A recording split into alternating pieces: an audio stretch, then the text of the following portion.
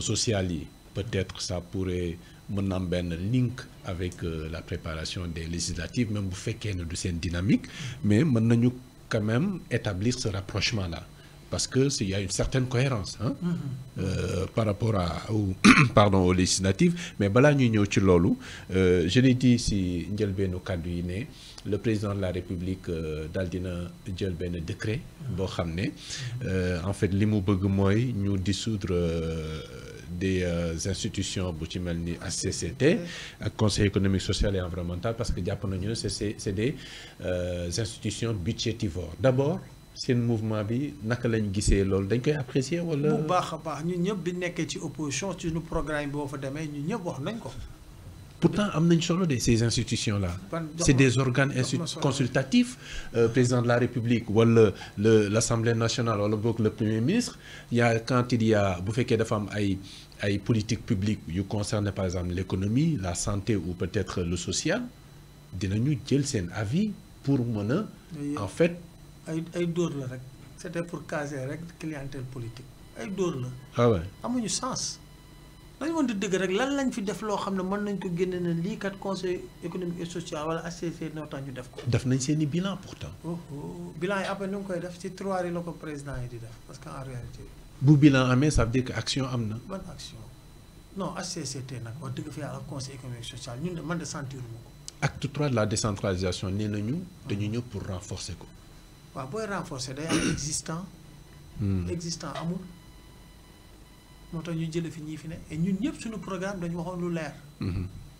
que ku ñëw da nga ko fi dindi parce que dafa baaxul parce que y a d'autres priorités très souvent Sénégal da ngay gis ne l'ordre des priorités dañ koy inverser pendant que y a beaucoup de jeunes qui n'ont pas d'emploi. pendant que tey Sénégal tey da ngay nekk situation bu di feebar nii on préfère ne la demal ba am xaalis ñu faj la ñu bari ñu ngi dee à cause de ça et y a des situations dañ koy vivre. bien sûr nit ñi dañuy jàppante ci kër. c'est une réalité yoo xam ne tey jii ku leen jàppalewul seen bakkan des fa ñu bari seen bakkan des faute de moyens. tout à fait. pendant que on a des problèmes structurels. ku xiif war a lekk doo lekk. le panier de la ménagère gis nga ni mu mel.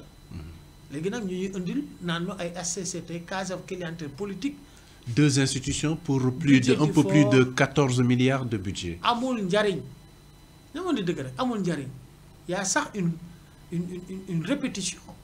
entre ces deux institutions. pour les rôles et les missions dafa chevauchante. loolu lépp président Macky Sall da ko tegoon quand même. à des fins électoralistes. case clientèle politique permettre à certains de ses responsables ñu am benn. assise bi pour pouvoir entretenir la base. La preuve peut-être le Conseil économique, social et environnemental a été créé en 2012.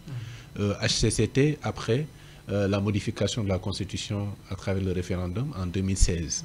Donc yëpp bi avant élection bële juste après son élection. déggoo ma la c'est fait pour caser des responsables politiques nga jox leen oto yu baax jox leen salaire ñu mën a entretenir aussi la base.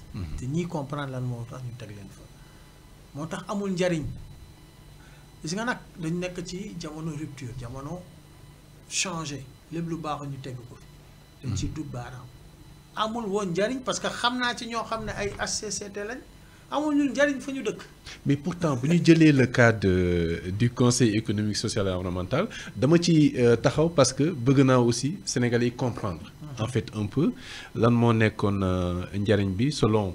niñ ko décrire par l'État du Sénégal bu ñu jëlee le HCCT ou bien le Conseil économique social et environnemental foofu on a 80 HCCT 80 membres conseillers yoo xam ne ils sont élus au suffrage indirect mu am 70 yoo xam ne ils sont nommés par le président de la République.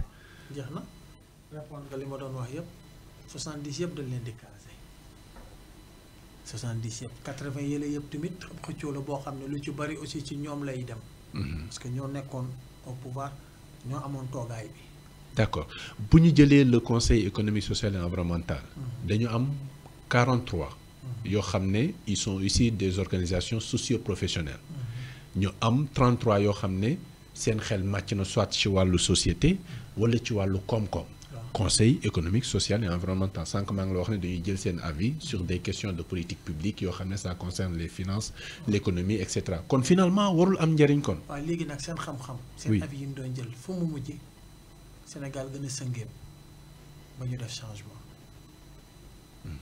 dama lay wax rek fu mu mujjee seen xam-xam boobu ak seen màcc seen avis boobu fan la mujjee soit problème am na. dinañ génn seeni avis et cetera par rapport ak seen xam-xam njiit gi du ko jëfe def ko ci tiroir yi soit seen xam-xam boobu nag bu ñu duggee foofu da leen di réer ba ñu génnaat parce que li leen intéresse mais am na ñu bari ñoo xam daw ñu siège sax l'absentéisme parce que laluwul ci dëgg amul sens aujourd'hui il faut se battre pour am benn assemblée bu baax assemblée boo xam ne nañ koy fale ce sera l'émanation du peuple et je l'ai toujours dit. Même le nom de Assemblée nationale dañ ko war a changer. Pour mettre quoi? Assemblée du peuple avec un règlement intérieur boo xam ne dañ koy teg ba nga xam ne yow foo manti bokk boo egsee ba ci buntu assemblée bi. sa manteau bi nga soloon noonu appartenant da nga ko fay bàyyi dugg wax pour le peuple soo génnee nga solaat ko et que le règlement soit vigilant par rapport à ça. idéal ngay wax ni et que tey wax naa ko Sénégal ñetti keño la. ciñ la boo xam ne ñetti tànk la muy ñoo 3 pouvoirs. dañu war une assemblée d'exception. Une assemblée efficace ou bien même efficiente parce que nit ñi nangoo ne tey l'exécutif ay ñoo xam ne danoo jàng. bakkale ñoo koy porter wax ne législatif ay ñu jàng ci wàllu droit bakkale ñoo koy porter. mais le législatif aussi ñu jàng kale ñoo ko war a porter et loolu mooy coono bi. tey da ngay gis ne député diw la parce que diw moo la teg ci liste xamoo lu géej gi réer y a beaucoup de députés aujourd'hui boo leen joxoon tey texte duñ ko lire mënuñu ko disséquer et loolu ça crée d'autres frais parce que da ngay dem jëli ji ñoo xam ne ñoo leen di encadrer. des assistants parlementaires. xam nga li ma leen wax. et double emploi la perte la or on peut avoir système de nomination député yoo xam ne tey dañuy jóge ci peuple bi.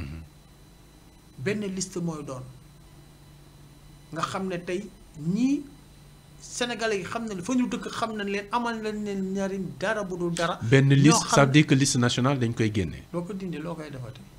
loo koy def liste nationale boo xam ne que ci fa lay tege ay nitam. ay taasukatam ay yóolee lema ñu koy doyee su fekkee dañu bëgg rek réew mi dem. si tournée internationale bi dem naa Helsinki Finlande ba def benn vidéo si seen assemblée nationale. vidéo boo xam te assemblée bu ne lee fii la da nga naa déedéet rafet na trop na. mais doo gis picc bu ñu paree lépp tëj nañ ko amul ay gardien amul détail yooyu yëpp nii. aucune charge supplémentaire même seen palais bi sax yaakaar naa est-ce que du ñaari gardien ñëw la ñaari gars dañuy joobul nag dañuy caaxaan rek. c'est-à-dire que Sénégal li ñu gën a rey moo ku koo gis rek yaakaar nga ne yaa gën a muus sa morom kun fi fal rek yaakaar nga ne war nga indi benn intelligence pour maintenir au pouvoir. parce que jiitaloo en réalité réew mi. yow sa gouvernance wala nooy toog fi guuf fi buuf fi rek moo la intéressé mais si on veut travailler ce pays il y a de ces institutions on n'en a pas besoin et nos institutions yi nga xam ne moo fi ne dañ leen war a solidifier et pour les solidifier surtout assemblée nationale université la assemblée nationale seeni session dañuy war di si jàng comme dans le temps avec des députés calés qui aujourd'hui da ngay bëgg di suivre pour jàng ci pour xam qui maîtrise le droit. Je donne Abdourahmane Agne. Je donne Iba Der Thiam. de ñoo loolu mooy assemblée nag mais assemblée boo xam ne tey ay kën fukkaa ñoo fa ne. di dóor ay maye jéeri ay sukka jéeri ay pend jéeri. dañu doon di dëgg assemblée boo xam ne. on s'écoute pas. y a la gendarmerie qui intervient à bout de champ muy wër ci àddina.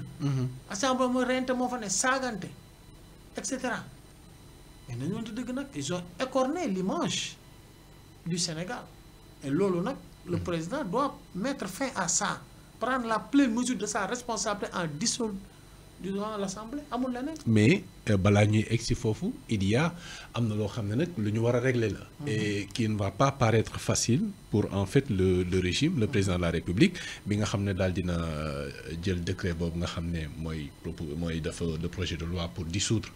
Les deux institutions HCCT et Conseil économique social et environnemental xam nga ne bu fekkee ne loi bi dafa war a jàll projet bi dafa war a jàll il faut qu'on ait le 3/5 de l'effectif total de l'Assemblée nationale, c'est-à-dire 99. doon nañ fi wax le groupe parlementaire Yewwi Askan Wi mais ci déroulement événement yi gis nañu un certain éclatement entre les députés de Khalifa Sall ak ñi nga xam ne ñooy Pastef jotoon na am benn coow ba ñu xaw a am séparation tey on se retrouve avec une 23 députés pour par exemple Pastef tey est-ce qu'on a tous les moyens pour faire passer ce projet de loi. de deux choses la. oui soit les députés ñoom ñu jiital Sénégal. ñu voté loi bi ñu dissoudre ko. institution yooyu bu ñu paree ñoom ñu dissoudre leen parce que c'est un prolongement par continuité c'est ko jàng mathématique donc xam nga man. loolu mooy sama original man dëgg dama yaakaar nga ne Benno Bokk Yaakaar dina nangu une telle humiliation conseil économique social et environnemental institué par benn loi boo xam ne c'était en 2012 le porteur le président Macky Sall. 2016 également le référendum par Macky Sall. ñoom seen leader teg fi ñaari institution ñu ñëw di rouler seen kaw comme ça. ils n'ont plus de leader ils n'existent plus nga bëgg ko bañ c'est-à-dire Sénégal yi duñ gis réalité quoi ñoom bëgguñu di xool dëgg. ils n'ont plus de leader le leader maintenant dafay def vague messe fële avec Macron c'est ça la vérité te bu ñu bëggee Sénégal ñoom dinañ bàyyi mu jàll ñu tas institution yi tas leen ñoom bu ñu paree.